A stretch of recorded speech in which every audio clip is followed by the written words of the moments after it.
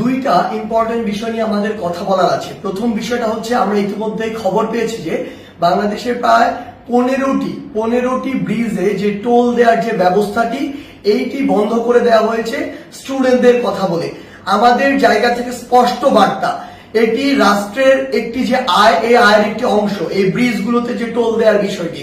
So কেউ স্টুডেন্টদের কথা বলে হোক, বৈষম্য বিরোধী ছাত্র আন্দোলনের কথা বলে হোক, এই নামের অপব্যবহার করে কেউ বাংলাদেশের কোথাও ভুলে এই কাজ করবেন না।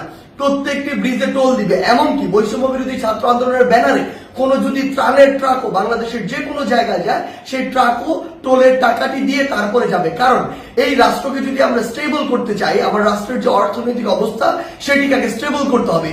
কিন্তু ক্ষমতার অপব্যবহার করার যে নোংরা সংস্কৃতি ছিল এত বছর ধরে, এখন আপনি যদি সামান্য কিছু একটি অস্থিতিশীল অবস্থা দেখে আবার সে ক্ষমতার অপব্যবহার করেন এবং আপনার কথা মতো কোনো একটি জায়গায় ব্রিজে টোল দেওয়া বন্ধ করে দেন, কিংবা কোনো একটি স্টিকার দেখে বার হয়ে যান, এটিকে আমরা কোনোদিনও সমর্থন করি না।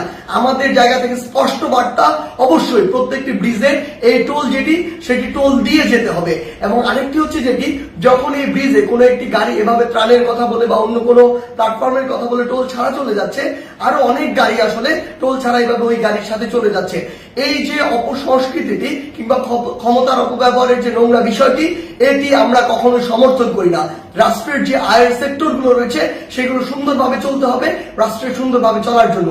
আরেকটি গুরুত্বপূর্ণ বিষয় যেটি আমরা দেখতে পাচ্ছি, বিগত 16 বছরে আওয়ামী লীগ ফ্যাসিস্ট সরকার কি করেছে, তার ক্ষমতার অপব্যবহার করেছে।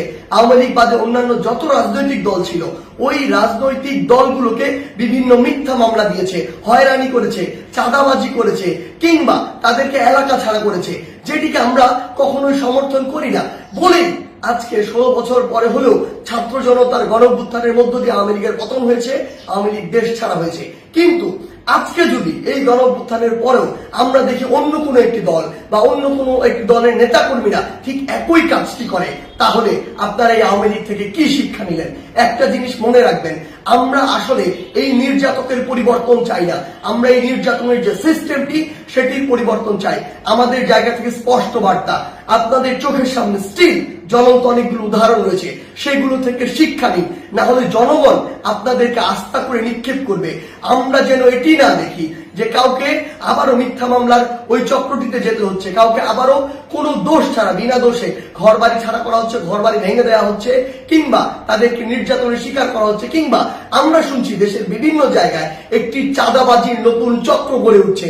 আমরা আপনাদেরকে স্পষ্ট করে বলতে চাই, আমরা আমাদের জায়গা থেকে বৈষম্য বিরোধী ছাত্র আন্দোলন এই সকল ক্ষমতার অপব্যবহারের বিপক্ষে, এবং আমরা এগুলোর বিপক্ষে সবসময় কথা বলে যাব। আপনাদের সহ আপনাদের যারা স্টেক হোল্ডার রয়েছে, যারা আপনাদেরকে এগুলো করার জন্য আসলে উৎসাহ দেয়, কিংবা আপনাদের ওই সমর্থক গোষ্ঠী যারা চুপ করে থাকে, তাদেরকে বলছি, জনগণ যদি একবার এই সকল সেন্টিমেন্টের বিরুদ্ধে দাঁড়িয়ে যায়, তাহলে আপনাদের অস্তিত্ব সংকটে পড়বে। তাই জনগণের চাওয়াটার কথা চিন্তা করুন, সময়ের দাবির কথা চিন্তা করুন। যদি আপনার নাম ভাঙিয়ে কিংবা আপনার কেউ একজন রুট লেভেলে এই কাজগুলো করে, দিন শেষে ব্লেম কিন্তু আপনার উপরেই আসে। তো এই জিনিসটি মাথায় রেখে পুরো বাংলাদেশে এই যে নতুন আরেকটি 16 বছরের যে বিভিন্ন চিত্র ছিল, উদাহরণ ছিল, সেগুলোর যে নতুন আরেকটি এক্সটেনশন কেউ কেউ তৈরি করছে নতুন করে, কিংবা নতুন আরেকটি সংস্কৃতি কন্টিনিউ করার চেষ্টা করছে, আমাদের জায়গা থেকে স্পষ্ট বার্তা, আমরা এটি সমর্থন করি না। এবং আমরা অন্তর্বর্তীকালীন সরকারকে স্পষ্ট করে বলতে চাই, আইন শৃঙ্খলা রক্ষাকারী বাহিনীর মাধ্যমেও, বিচার বিভাগের মাধ্যমেও যারা এই মিথ্যা মামলা থেকে শুরু করে চাঁদাবাজি, নির্যাতন, হয়রানি, ঘরবাড়ি ভাঙচুর এরকম কোনো কিছুর সাথে জড়িত, তাদেরকে স্পষ্টভাবে আইনের আওতায় আনা হোক। বৈষম্য বিরোধী ছাত্র আন্দোলনের পক্ষ থেকে কিংবা ছাত্র জনতার পক্ষ থেকে এর প্রতি পূর্ণ সমর্থন রয়েছে। ধন্যবাদ।